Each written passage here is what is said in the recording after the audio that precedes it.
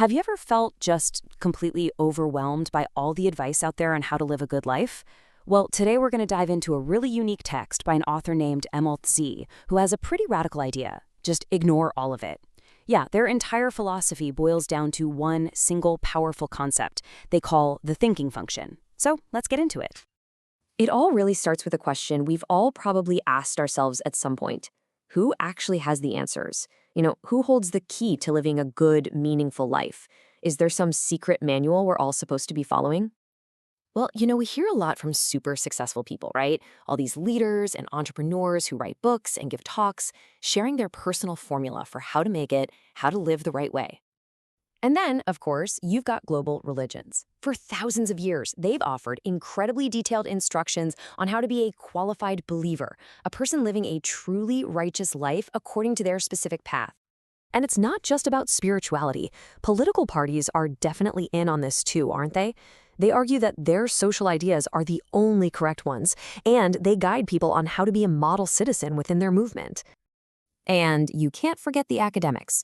You have all these different schools of thought, each presenting their own complex, research-backed theories on what a perfect life is supposed to look like. So basically, everyone is shouting instructions at us. But here, this is where the author Z just completely flips the script. Their whole argument kicks off by just sweeping all of these traditional sources of wisdom right off the table.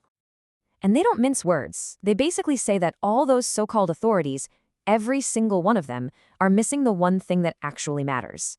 This isn't just a friendly disagreement, it's a total and complete rejection of all conventional wisdom. So, you might be asking, if all those external voices are wrong, then where do we turn? Well, according to the author, the secret key has been inside of us the entire time. It's something they call the thinking function, and it is the absolute heart of their entire philosophy. Okay, so what is the thinking function exactly?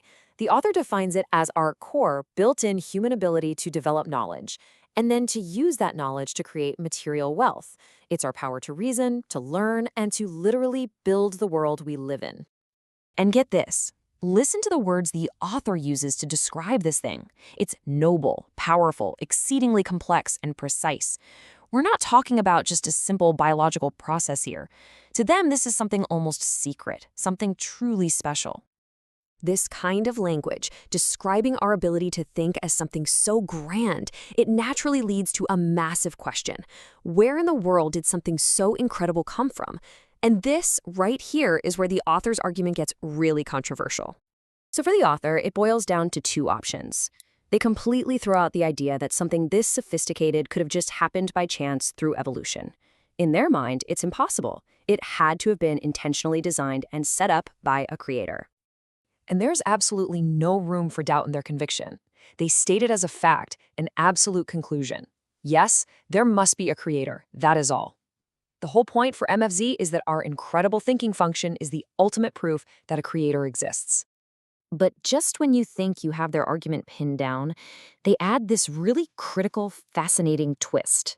They say that even though the creator must exist, we humans know almost nothing about them.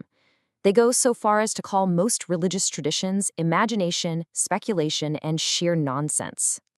Okay, so what's the big takeaway here? Why does all this talk about a thinking function and a creator actually matter for how we live our day-to-day lives? Well, this brings us to the author's definition of what real success looks like. So if our thinking function is this incredible gift from a creator, what are we supposed to do with it? The author's logic is actually pretty simple. Our number one job in life is to keep that function sound and healthy. If we do that, we are fulfilling the creator's original design intention. And that, according to the author, is the single most important success we can ever achieve in life, period. And that's exactly where this part of their writing leaves us, with a massive, crucial question.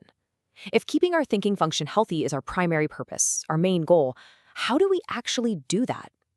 The author implies there's a clear path, but for now, we're left to think about what that could possibly be. What do you think that first step might look like?